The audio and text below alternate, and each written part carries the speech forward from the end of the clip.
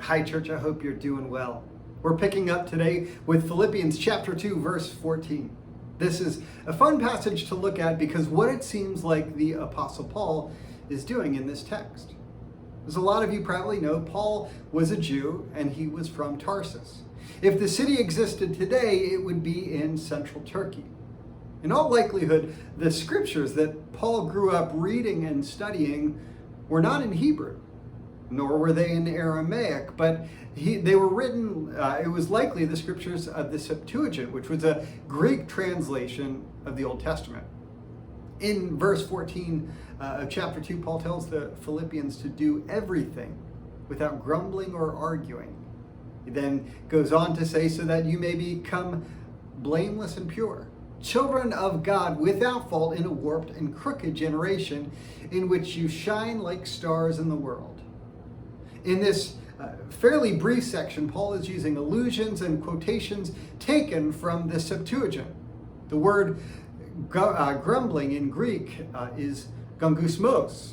It's only found 4 times in all of the New Testament, and this is the only usage in all of Paul's letters. Where it is found is in the Old Testament, frequently in the story of the Israelites wandering. The Israelites, as they were in the desert wandering, they grumbled against Moses, which was ultimately grumbling against God, and they were doing so because they were hungry. Now let's just kind of keep going a little bit. In verse 15, there's another really important word, blameless.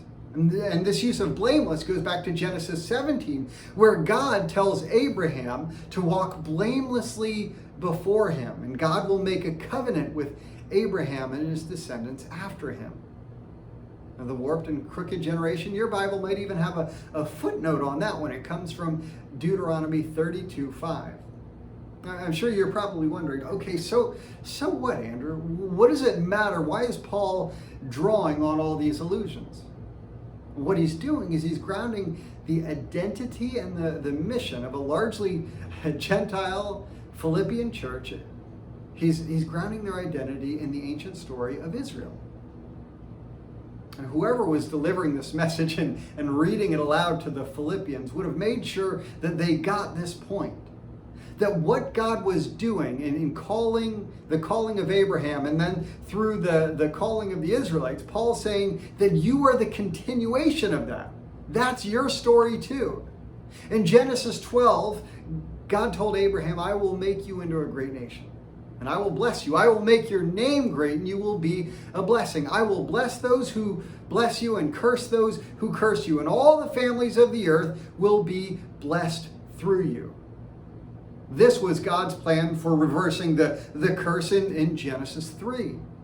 We know that Jesus is the seed of Abraham through which that blessing came. It's a blessing continued through his church. It's like in the Gospels where Jesus is described as the light of the world, but he also says Jesus describes the church as the light of the world as well.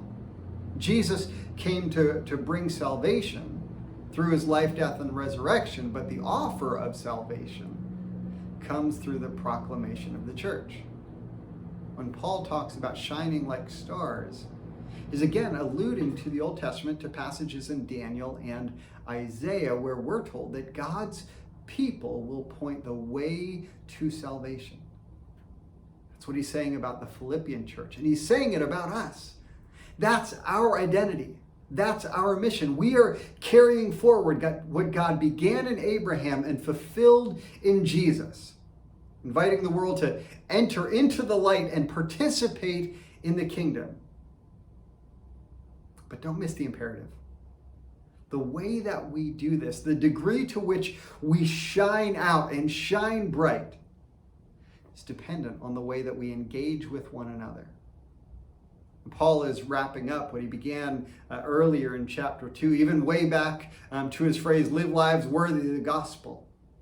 He's talking about the life we live together. And so our desire to be right, our complaints and murmurings, against the wrongness of our Christian brothers and sisters. Think today, the arguments about who's worshiping where and what is and isn't biblical justice. That very well could be costing someone the light of salvation. That's what the text says. So is our attitude, is our complaining worth it? Is being right worth it? Let's think on that this week. Grace and peace, church.